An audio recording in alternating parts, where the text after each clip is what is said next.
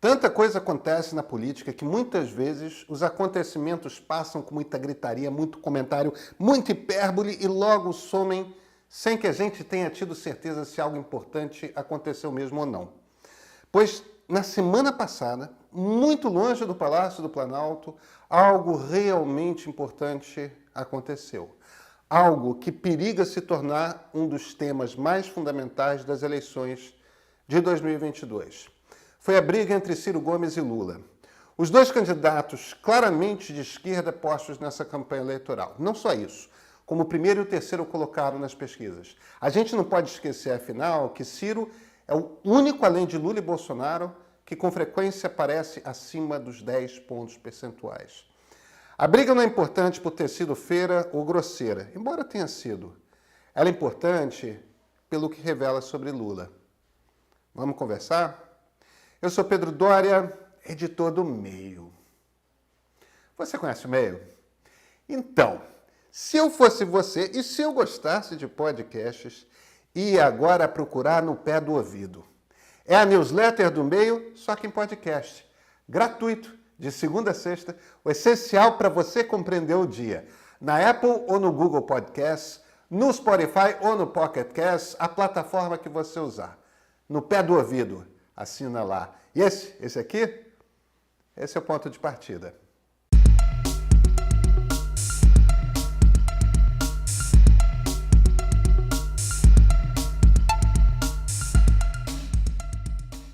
Ciro estava falando no podcast Estadão Notícias.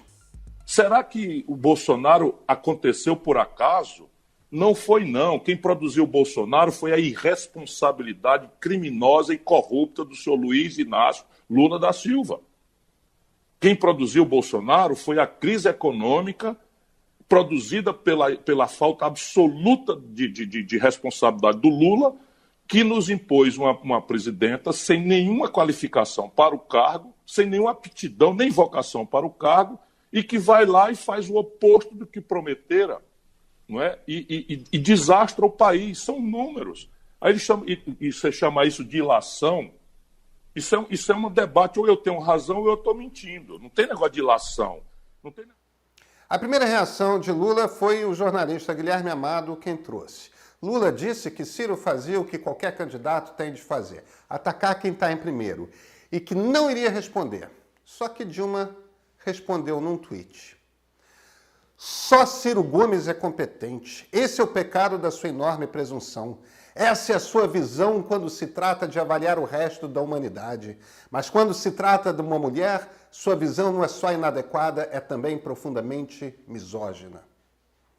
E aí Lula, que não queria responder, no meio de uma entrevista de 1 hora inteira para a Rádio Grande FM de Dourados, no Mato Grosso do Sul, foi provocado. Saiu falando. Eu, sinceramente, não vou pedir desculpas a você para responder o Ciro. Eu não vou falar do Ciro. Okay. O que ele fez ontem foi tão banal, o que ele fez ontem foi tão grosseiro, que às vezes eu fico pensando quando Jesus Cristo na cruz dizia, sabe, Pai, perdoai os ignorantes, eles não sabem o que fazem. Eu às vezes fico pensando nessa frase. Eu às vezes fico pensando, eu não sei se o Ciro já teve Covid ou não, mas me disseram que quem tem Covid tem problema de sequelas. Alguns têm problema no cérebro, de esquecimento, eu não sei. Mas não é possível, não é possível. Não é possível um homem que pleiteia a presidência da República possa falar as baixarias que ele falou ontem. Não é possível. Eu só lamento profundamente, sabe, que seja assim. Eu não sei o que ele está querendo, mas quem planta vento colhe tempestade. Não existe mais entrevista para a rádio do interior que não seja entrevista nacional. A gente pode não conhecer o rosto dos jornalistas, mas tudo é live no Facebook, no YouTube, onde for. Lula abriu a guarda e é claro que Ciro respondeu. Imagina, 2 ex-presidentes se mobilizam para atacá-lo, o líder das pesquisas ataca o terceiro lugar. Dia de festa na casa pedetista. Ciro respondeu num vídeo produzido pelo publicitário João Santana, visto por muito mais gente do que o primeiro, com seu argumento agora muito melhor articulado. Virou notícia grande. A ideia aqui não é ficar no fogo cruzado, com a resposta do Ciro, depois a tréplica de não sei quem no PT e por aí vai. O problema é o seguinte, Lula não está preparado para responder as perguntas nos termos que Ciro Gomes quer fazê-las. E a questão aqui é que nos debates qualquer candidato vai fazer essas perguntas. Em entrevistas com jornalistas de peso, que não sejam da imprensa de apoio ao PT, essas perguntas aparecerão. Vamos separar aqui as discussões. Existe um debate a respeito de como foi o impeachment da ex-presidente Dilma. A gente não precisa entrar no bate-boca sobre golpe ou não golpe, sobre se pedaladas fiscais são crime de responsabilidade ou não. Há problemas no processo de impeachment. Ele nasce de um presidente da Câmara dos Deputados que estava usando o processo para chantagear o Palácio do Planalto. O deputado Eduardo Cunha, não importa o que pensemos sobre Dilma e seu governo, não é um sujeito honesto. O impeachment não nasceu de um processo político limpo. Existe um debate maior a respeito da relação do PT com a justiça. O julgamento do Mensalão precisou inovar juridicamente para conseguir condenações. Depois, agora com o juiz Sérgio Moro, os julgamentos que levaram à condenação de Lula são frágeis também. Não é à toa que foram anulados no próprio Supremo. Agora, se depender de Lula e do PT, essa é a discussão que teremos a respeito do que aconteceu no Brasil entre 2003 e 2016. Falaremos disso e falaremos também da distribuição de renda, daquela sensação generalizada de que o Brasil tinha um futuro brilhante pela frente e que durou até 2013. O julgamento do Mensalão teve de inovar juridicamente para encontrar quem corrompeu os parlamentares. O que o julgamento do Mensalão não teve dificuldades de fazer foi provar que parlamentares eram pagos mensalmente para votar com o governo. A Lava Jato tem problemas? Tem.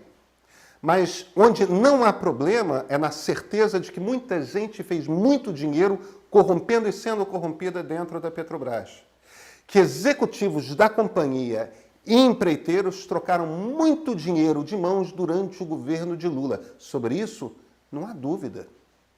É perfeitamente possível concordar que os julgamentos têm problemas sem negar que corrupto e muito corrupto o governo Lula foi. Acabou a fome no país em seu governo, houve distribuição de renda como nunca na história e o governo foi barbaramente corrupto. Rouba, mas faz, antigamente, era lema da direita, não da esquerda. Quem quer essa etiqueta na testa? E aí precisamos entrar na segunda crítica do Ciro Gomes. Podemos discordar do porquê, mas olha, a economia começou a desandar feio quando Dilma Rousseff era presidente. Uns vão dizer que a culpa foi de Joaquim Levy e sua economia liberal. Outros vão dizer que o problema foi que Dilma fez o inverso do que prometeu. Uns terceiros afirmarão que ela mudou a política econômica que vinha desde Fernando Henrique e aí, quando veio para as mãos de Levy, já era tarde. Não importa aqui qual o diagnóstico. Dilma era a presidente da República, se desesperou, rompeu com o Congresso Nacional ao mesmo tempo em que botava gente de visões diametralmente opostas para tocar a economia no seu governo. É claro que deu errado, é claro que desmoronou. E isso aconteceu por inépcia, porque Dilma fez tudo errado na gestão e tudo errado na condução política, tudo ao mesmo tempo. Dilma foi uma presidente incompetente. Lula que a pôs lá. O que esse episódio de Ciro Gomes mostra é que, quando colocado num lugar em que não pode responder a culpa é do Moro, a culpa é do Joaquim Barbosa, da imprensa, do Eduardo Cunha, aí Lula não tem resposta. Se ele pode fugir da acusação de que seu governo foi corrupto, batendo no Moro, ótimo. Mas quando alguém se vira e diz, Moro foi um problema, mas como se roubou, hein? Aí ele trava. Aí a culpa é da Covid que o Ciro teve, que afetou o cérebro, enfim, resposta de terceira série, né? E isso é grave, porque Lula deve essas respostas ao Brasil. Deve porque foi presidente e deve principalmente porque quer voltar a ser presidente. Ele era tão popular, continua imensamente popular, que ajudou a eleger por 2 vezes uma pessoa que participou do nascimento da crise econômica que vivemos. Como Ciro Gomes diz, isso não é uma ilação, não é uma acusação barata ou não, isso é um fato. Se não for verdade, é só ir para os números e ver se algo não desandou a partir dali. Assim como ele participou do processo que foi ficando cada vez mais agudo do corrompimento das relações entre Planalto e Congresso. Não, ele não começou isso, mas ele foi com vontade. E as primeiras pessoas com quem ele quer conversar em campanha, quem são? Renan Calheiros, Eunice Oliveira. Lula parece alguém que deseja inaugurar uma relação diferente com o Congresso? Como é que pode, tendo os melhores publicitários, a maior experiência de qualquer candidato, Lula, a um ano da eleição, não ter ainda resposta para as críticas mais fáceis de fazer contra ele? Ah, claro, o presidente é Jair Bolsonaro. Você quer Bolsonaro de volta? Eu? Eu não quero, não. Qualquer um, menos Bolsonaro. Mas, ó, Ciro tem muito mais razão do que muitos gostariam de admitir.